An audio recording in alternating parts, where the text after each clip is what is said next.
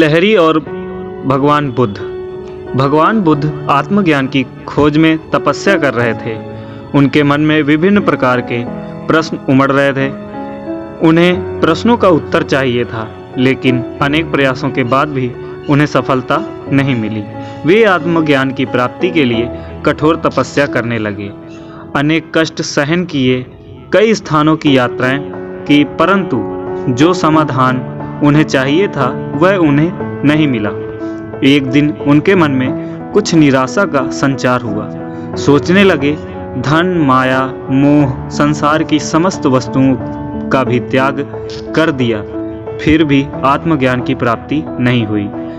क्या मैं कभी आत्मज्ञान प्राप्त कर सकूंगा? मुझे आगे क्या करना चाहिए? इसी प्रकार के अनेक प्रश्न बुद्ध के मन में उठ रहे थे। तपस्या में सफलता की कोई किरण दिखाई नहीं दे रही थी और इधर बुद्ध ने प्रयासों में कोई कमी नहीं छोड़ी थी। वे उदास मन से ही इन्हीं प्रश्नों पर मंथन कर रहे थे। इसी दौरान उन्हें प्यास लगी। वे अपने आसन से उठे और जल पीने के लिए सरोवर के पास गए। वहां उन्होंने एक अद्भुत दृश्य देखा। एक गिलहरी मुंह में कोई फल लिए सरोवर के पास आई। फल उससे छूटकर सरोवर में गिर गया। गिलहरी ने देखा, फल पानी में गहराई में जा रहा है। गिलहरी ने पानी में छलांग लगा दी। उसने अपना शरीर पानी में भिगोया और बाहर आ गई। बाहर आकर उसने अपने शरीर पर लगा पानी झाड़ दिया और पुनः सरोवर में कूद गई। उसने यह क्रम जारी रखा। बुद्ध उसे देख रहे थे, लेकिन गिलहरी इस बात से अनजान थी। वह लगातार अपने काम में जुटी रही। बुद्ध सोचने लगे, कैसी गिलहरी है, सरोवर का जल यह कभी नहीं सुखा सकेगी। लेकिन इसने हिम्मत नहीं हारी। यह पूरी शक्ति लगाकर सरोवर को खाली करने में जुटी है।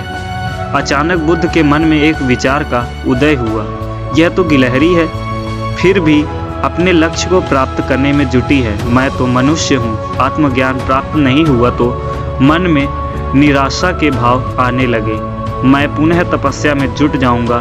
इस प्रकार महात्मा बुद्ध ने गिलहरी से भी शिक्षा प्राप्त की और तपस्या में जुट गए। एक दिन उन्हें आत्मज्ञान प्राप्त हो गया। वे भगवान बुद्ध हो गए। कहानी से हमें यही शिक्षा मिलती है कि कभी निराश नहीं होना चाहिए और हमें प्रयास निरंतर करना चाहिए, जिससे हमें सफलता मिल जाएगी, जैसा कि भगवान बुद्ध ने गिलहरी से सीखा। Thank you.